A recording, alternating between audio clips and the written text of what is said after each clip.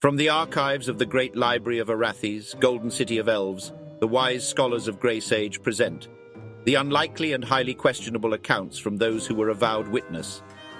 These are the suspenseful investigations of the human, Fraenk Neversleep, Arch-Preceptor of Blackroot. And now, the Neversleep Scrolls, Circle of the Mind Thief, written by Phillip Walton. The story continues. Chapter 7. After luxuriating in a long and scorching bath that left behind several weeks' worth of dirty brown scum floating in the copper tub, his skin was toasty pink and as wrinkled as an elderly Moblin's neckfolds. Fraenk then availed himself of a haircut and shave from the Blackroot's resident barber, a cheerful and efficient Anurus named Borpis Reedwillow. This frog-like humanoid creature warbled in a sing-songy voice that croaked melodically and fretted as he fussed over Frank's impertinent coiffure until he looked better than he had in years. By then, the lady's tailor had hemmed in the set of tunics and breeches which were now loose on him, as his body had thinned in the month underground. Although he didn't feel particularly hungry at that moment, Fraenk figured he could use a proper meal. It would be the first time in a while that he hadn't prepared it himself, warmed over a damp and stinking brazier. The kitchens of Blackroot Estate were well known for both their mastery and creativity in the culinary arts, and though it was still hours from the Blackroot evening meal proper, he was sure he could coax some type of dinner from the kitchen staff. The delight would be what delicious surprise would be set before him.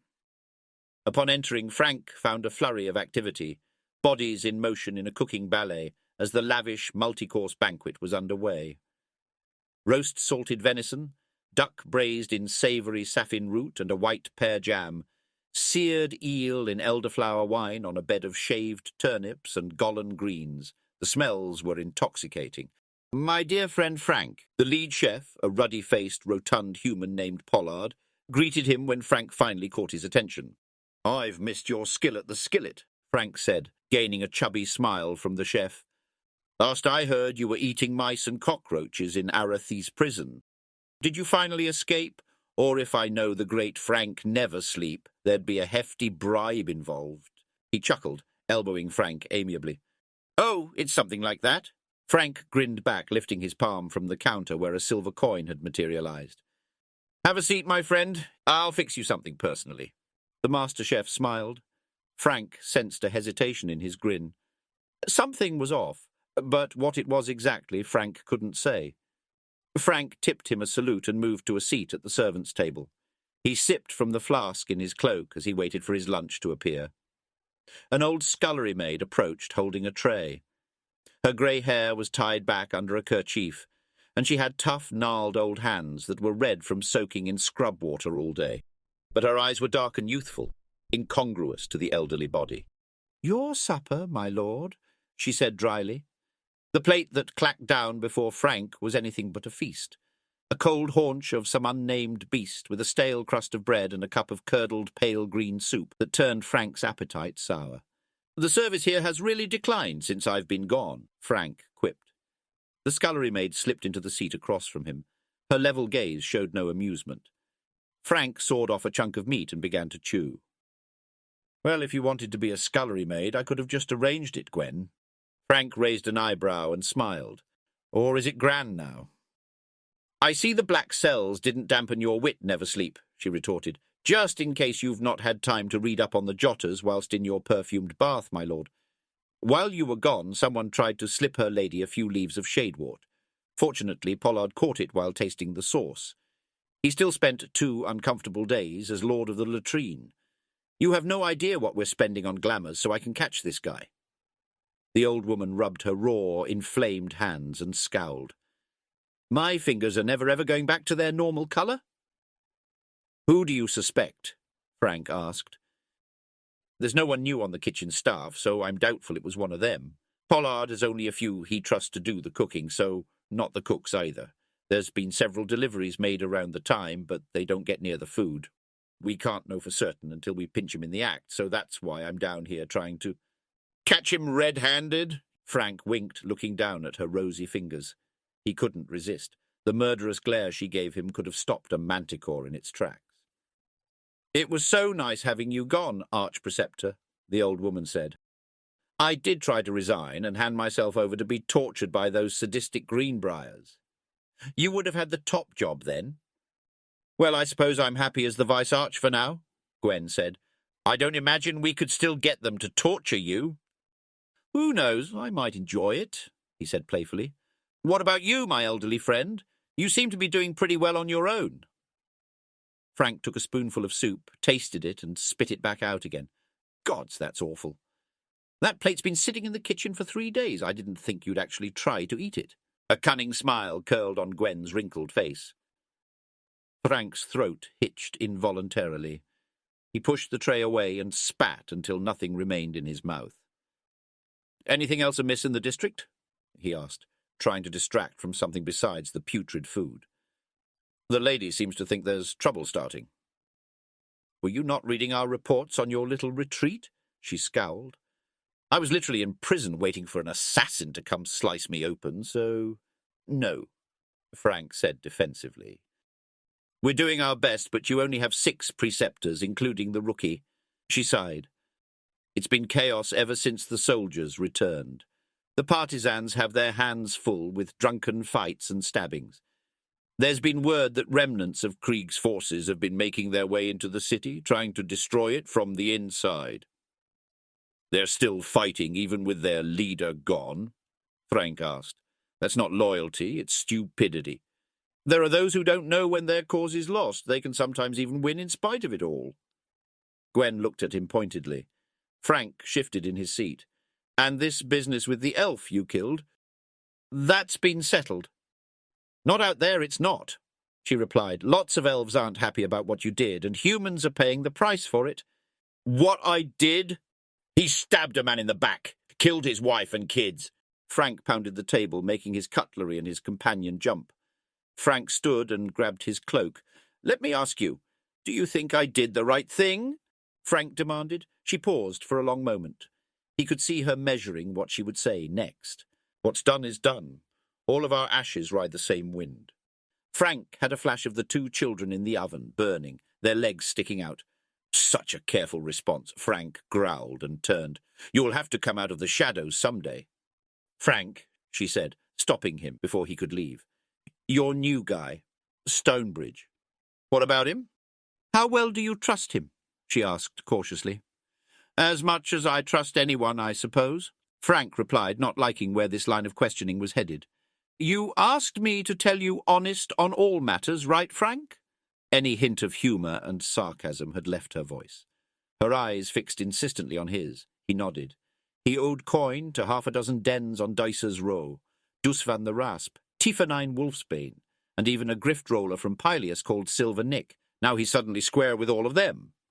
"Sounds like he's made right on his debts," Fraenk said. "Isn't that a good thing?" Oh, aye," she nodded. "But how's he suddenly got the gold for it?" Fraenk paused, then asked, "Well, I'll say this plain. You hired a criminal to be a preceptor, Fraenk." Gwen folded her arms. "I don't trust him. I don't think you should either." "I'll take your words under advisement." Fraenk tried not to sound dismissive. "And where is he now?" "I sent him down to Canal Street to look in on a situation at the Languid Maiden. He's been gone a long while. You may want to check on him," Gwen said. Fraenk stopped and looked back over one shoulder. He arched an eyebrow. "How long is, a while?" She rolled her eyes. "Longer than any woman would tolerate the likes of him."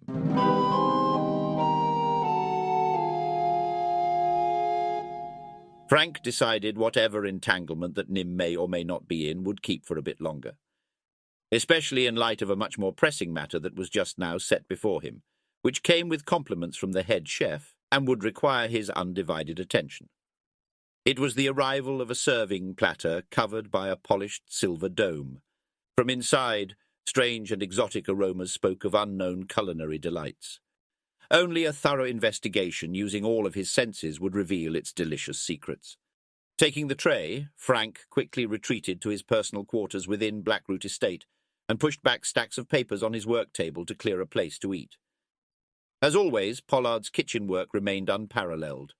There was garlic-soaked squid and tomatoes in a rich caper and herb butter, crisp fried turnips on slabs of giant's head mushrooms, drizzled with chilled Corliss jelly, and a bowl of hot-spiced savoury stew with large chunks of waxfish along with a bottle of dark Asturian wine. Everything was far more rich and savoury than the boiled jerky, pungent cheeses and limp vegetables which had kept him alive down in the black cells. And there were also 2 steaming loaves of toasty brown bread, which remained untouched. Something about the sight of them made Frank's appetite retreat and only left him feeling morose. He set the tray outside his room for the servant to collect and turned back once again to his table. Fraenk felt a heavy fatigue begin to drag at his limbs and eyelids. If he laid down now, he had no idea how long he might be out for. And judging by the state of his table, which was scattered with bits of scribbled notes from his preceptors, there was still much to be done. As he stooped to pick up the scattered pages that had fallen during his meal and place them back on top of the rest, he was struck with the notion that here was the culmination of everything which had transpired in his absence. If Fraenk had believed himself to be of importance, he had but to look at the stack of papers to know otherwise. It was all just footnotes, really. Somehow the business of the district had commenced in his absence. Another arch-preceptor could have just as easily read each one, nodding judiciously, and then draw their own conclusions if each warranted action, which in most cases they did not. Fraenk could feel his head getting cloudy and starting to dim from the number of drinks he had taken already. He had forgotten just how many. In this melancholy mood, it made him wonder if any of it made a difference. Right or wrong, good or ill, most lives went on. The elves continued to rule with impunity, and the hungry city fed. Did it even matter? Did Fraenk himself matter? Of course I don't, he reminded himself without bitterness, but as a point of fact. He was just a human, after all. And humans lived and died. Their lives were like these notes, only of consequence to someone who was interested and bothered to look. However, that didn't mean he was without purpose.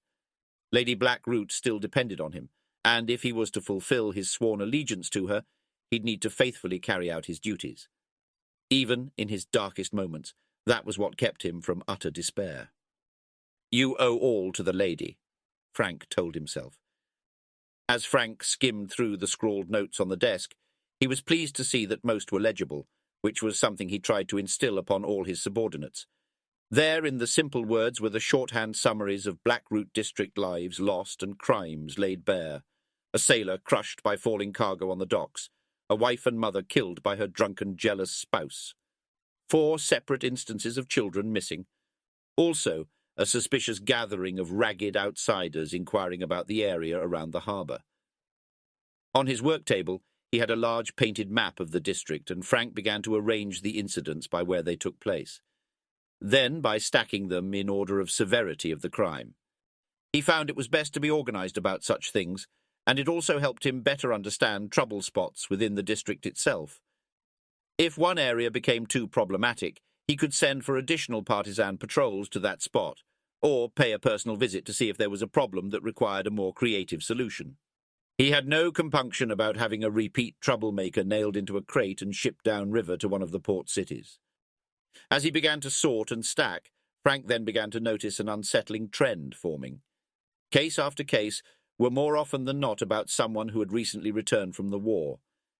Sometimes the soldiers were the victims, but more often they were the cause. And the crimes themselves were worse. The last time he had seen this much death and bloodshed in Blackroot district was during the Redthorn uprising. And the small stacks of paper seemed to cover every corner of the map. It was a dark portent, a sign that things were going to get much worse. There were only a few remaining when Fraenk saw the note from Nim. It was his first real duty, the details of Mycon's murder at the bakery. Fraenk snatched up the paper and scanned it quickly. It began as he remembered. Details of the blade in Mycon's back, and even a half-passable illustration of the owl sigil. Then below that, more about their suspect. Fraenk didn't realize Nim had continued to add to the document, even in the midst of their interrogation of the elf. Nim had sensed something was terribly amiss about Bass Greenbrier, which he had done his best to lay clear in his notes. As if somehow it might be used in a later Justice Council tribunal, evidence to possibly convict. Naive as it was, it made Fraenk smile sadly. He thought that might have been the end of the incident, but Fraenk noticed writing on the opposite side of the page. This was far less legible and hastily scrawled. From what he could deduce, it was a recording of events as Fraenk had been hauled away by the militant faction of partisans. Nim himself had been forced to leave as well, which was unusual, but the final entry was the one that stopped him completely. Another individual had arrived shortly after Fraenk was gone, one who should not have been there, nor have any cause for their presence in Blackroot district. It was none other than Frank's rival counterpart, the arch-preceptor of Fernbrook. He was the one who had arranged the illicit sale of the bakery in the first place and was now appearing shortly after its new owner was killed. Regardless of what he promised Lady Blackroot, Fraenk knew he must investigate this further.